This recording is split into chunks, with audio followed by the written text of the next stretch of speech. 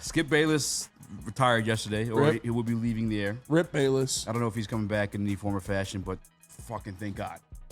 But it wasn't even 24 hours before somebody from the Fox organization decided to step in and take his place. And that's somebody I was heartbroken by, because it was somebody I did enjoy at one point in my life, somebody I respected in the realm. Yep. And that's Colin Cowherd. What? Colin Cowherd came and delivered us the worst head coaching rankings I've seen all offseason, by far. The most disrespectful, the most dick-riding, bias. Oh, I'm going to credit my buddy because he used to work with me at Fox lists I've ever seen. Shout out to Nick for sending this in, by the way, catching it on the where were you at? Your parents' house for lunch or something? Yeah, I was. Okay. Starting off, we can make sense of it. It's Andy Reid. Guy's coming off 2 back-to-back Super Bowl championships. He's always been a great coach in the league. Yaze Blase, I'm not going to argue that one. Sean McVay, number 2. Yep. He has a Super Bowl ring. Mm-hmm. He cooked up a playoff berth last year with a very young team. What? Oh, you just now seeing this? Yeah. Oh, my. Number 3 is Spinny's guy, John Harbaugh. If you have him your top 5, who am I to disagree? He also has a Super Bowl. He revitalized that organization from Joe Flacco Super Bowl run to Lamar Jackson, who's constantly having the playoffs and doing amazing things too. Number 4 is where shit gets crazy. Number 4 is when I scratch my head initially, and you go across the list, but I get even more pissed because absent from this list is Dan Campbell. However, at number 4, you have Sean Payton, who finished 8-9 last year with the Denver Broncos, and it was an ugly 8-9 too. It was horrendous. He started off talking 70 shit. put up on him. Yeah, it's 70 points put up on him. Yeah. I think the most in NFL history, if I'm not mistaken. Yeah, it sure was. 70 points. That's pretty ugly. That is pretty ugly. Having him number 4 on your list is disgusting. That is the most. I mean, can you say negligence if it's a buddy of yours? Because I know Sean Payton was at Fox briefly before returning to coaching.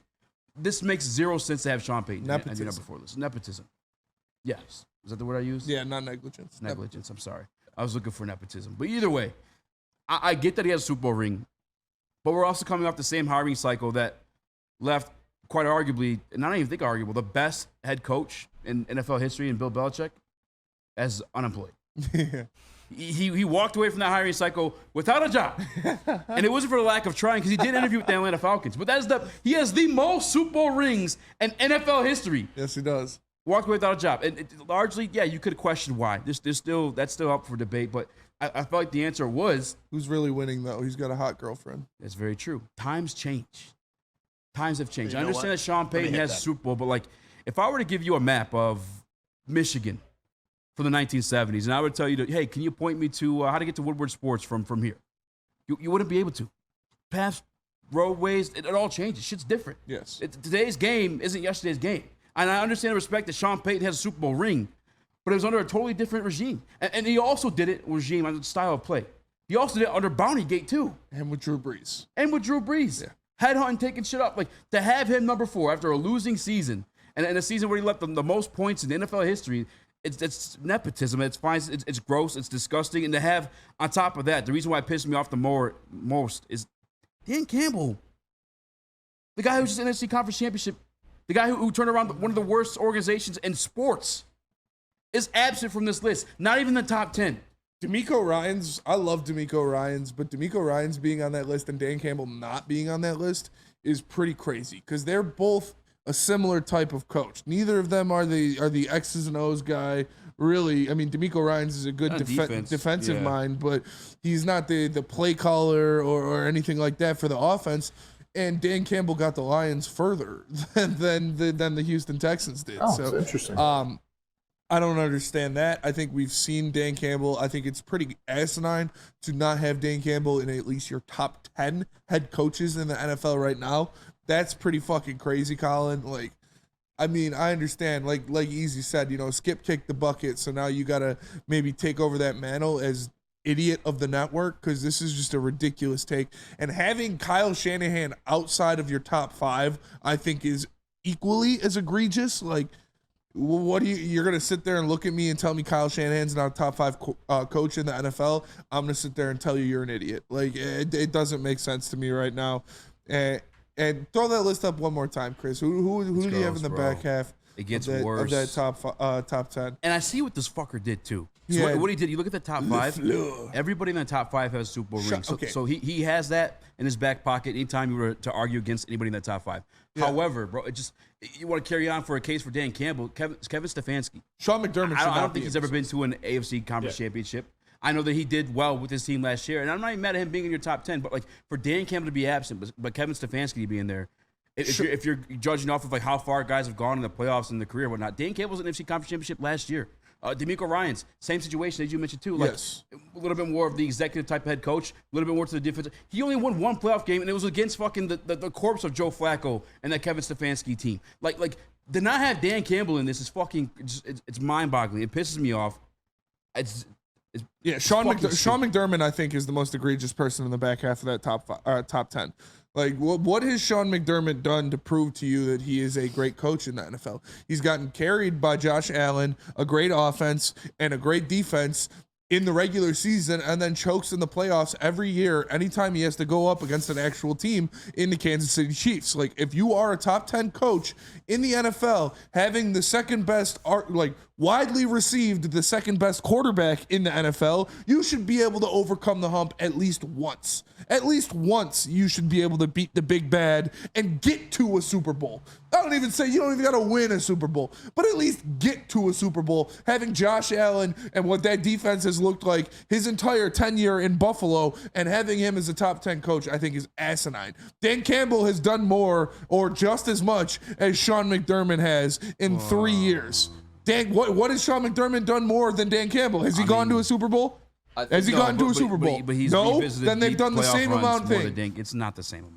It is, because in 1 year of having a playoff caliber team, Dan Campbell got them to an NFC Championship game. Sean McDermott has had a playoff caliber team every single year he's been in Buffalo and has never exceeded expectations or got past what Dan Campbell did last year. But he's always gone. He's always didn't lose. I think the one time he lost in the first round, it was to the Bengals, and I don't even know if that was the case. I think they actually beat the Steelers that year too. But I'm not mad at Sean McDermott. I'm just mad at the absence of Dan Campbell. And actually, I just peeped something else on this list real quick.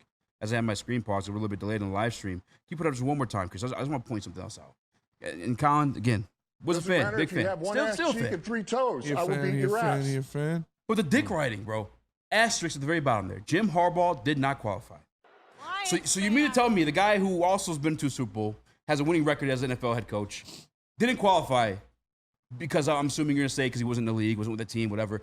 The same can be said for Sean fucking Payton. What a losing record last year. What are we doing? Can we have some consistency here, please? That's all I'm asking for. This was for this. Sean Payton has a Super Bowl. Jim Harbaugh doesn't. I don't care. Same thing. Doesn't qualify. New team. You didn't measure up to being a top 10, let alone a fucking top 5 head coach in the league. Yeah, I don't think he's... That is egregious. I don't think he's a top 5 coach in the league right now, no. Times change. Like no. I said, I give you a map. It's not going to line up the same way it would today. The pathway changes. If Sean Payton's a top 5 coach in your eyes, then what's his name? Mike McCarthy should be a top 10 coach. Good point. If you have Sean Payton as a top 5 coach, why isn't Mike McCarthy in the top 10? And plus, you saw what those Saints teams turned into when Drew Brees stopped being able to throw the ball like he used to. It looked like at a time Drew was kind of carrying. I think Sean Payton got a lot of credit for that, but honestly, it doesn't matter if you have one ass cheek and 3 toes. I will beat your ass. More disrespect for Dan Campbell and this Lions team. I'll take it. They were a top 4 team last season that blew a 17-point lead, and a lot of that I believe was on the players. In my eyes. And now you're a top 5 Super Bowl favorite going into this season. You won 2 home playoff games, first time in 30 plus years, was it? Mm-hmm. And first time in my lifetime. This is a horrible take where Colin was wrong right here. Dan Campbell, top 10 quarterback in my eyes. Yeah, I think he'll make him pay for it. I think Sean McDermott is one of the most overrated and carried coaches in the NFL. I don't see it that way. He has not done enough with that roster and the talent he has. Like I said, if you are a good coach, if you are a top 10 coach in the NFL, you would overachieve once, at least once in all the opportunities that you've been given. He hasn't. He has not overachieved once. What would you have Kyle Shanahan ranked for you? I would have Kyle Shanahan in the top 5. He hasn't because they overachieved. consistently get to the Super Bowl. And he runs the same stalemate that Josh Allen runs. I think It's the Kansas City Chiefs. getting to the Super Bowl is more impressive than not getting to the Super Bowl. Yeah, so but- I'd have him above Sean But in McDermott. NFC, you could have Super And I Bowl think before you have to play his Patrick play Mahomes. creation and play calling puts him ahead of Sean McDermott. If you had to because play we a saw that Patrick Brian Mahomes- Dable did a lot to Sean McDermott's offense, and Sean McDermott doesn't really have a hand in the offense. He's a defensive same minded guy. thing though. Brian Dable leaves, they're still in the playoffs. They're still like winning playoff games. That's why I think Sean McDermott is still a good coach. Yeah. He's still worthy of being top 10. I think they're in in the situation with Kyle Shanahan. He's losing the same boogeyman that's exiting Josh Allen every I year. think they're in the playoffs and they're winning playoff games because of the roster and the talent they have in Josh Allen. I think the Josh roster's stacked Allen. like that. I think it wasn't last year, but it has been the past 4 years. I think Josh Allen. never had a running back. I think Josh Allen is They've only carrying had them Diggs. and making them exceed their expectations. And the head coach should be the guy to push them a little bit further. Kyle Shanahan, you give Kyle Shanahan Josh fucking Allen, and he's winning a Super Bowl. That's for sure. I agree that Yeah, Kyle so Shanahan's a better coach. Sean McDermott has had the second best quarterback in the NFL his entire tenure and has not done anything with it. But he's losing to the same boogeyman. Yeah. The same nightmares. And like I said, if Kyle Shanahan doesn't have to go that route to had get to a Josh Super Bowl. Allen, the talent that Josh Allen is, he would have bested the boogeyman. I'm just telling you, he's facing the same boogeyman that a guy you see is And superior. what I'm can't saying beat it. is that he has an advantage in players. And I'm not even If trying to Kyle do Shanahan a had Kyle Josh Allen, Shanahan he would versus have won Sean a Super McDermott. Bowl. I'm just saying Sean McDermott's a top 10 guy. I don't think he is. I think he is. He's lost multiple coordinators. He's still done what he did in the playoffs.